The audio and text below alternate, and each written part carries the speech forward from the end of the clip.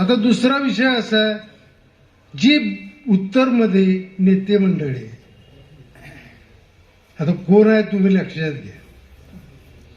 बाकी मोहोळचे नेते सन्माननीय राजन पाटील आणि हे आपले माजी आमदार एकनाथ यशवंत माने.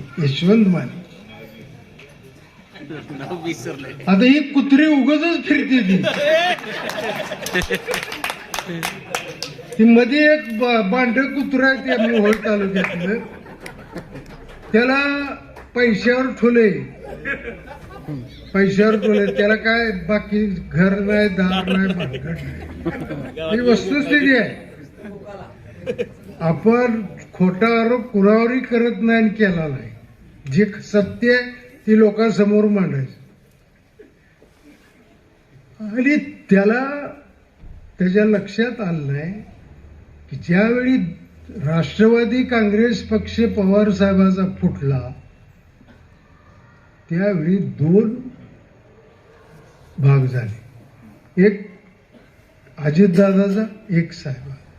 आता आम्ही त्या पक्षात असल्यामुळं आम्ही साहेबाबरोबर राहिलो, ते गेले दादाबरोबर.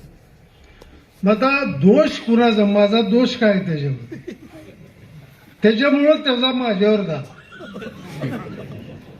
आता मी तर काय त्याला ह्या पुढच्या निवडणुकीत सुद्धा पडणार नाही, सोडणारच नाही. मागच्या निवडणुकीत पाडलं तसं पुढच्या निवडणुकीत सुद्धा पाडणार. मी असं एकंदरीत राजकारण आहे. तुम्हाला माझी विनंती आहे, आपण लक्षात घ्या, काम करताना प्रामाणिकपणे काम करा. पक्ष आपल्यावर आता आपल्यावर जबाबदारी आहे.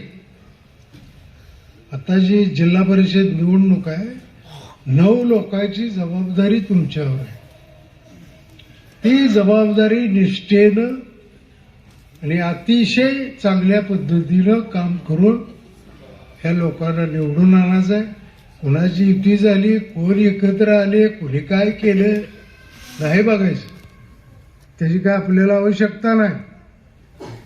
एवढं सांगतो आणि थांबतो. जय हिंद, जय महाराष्ट्र.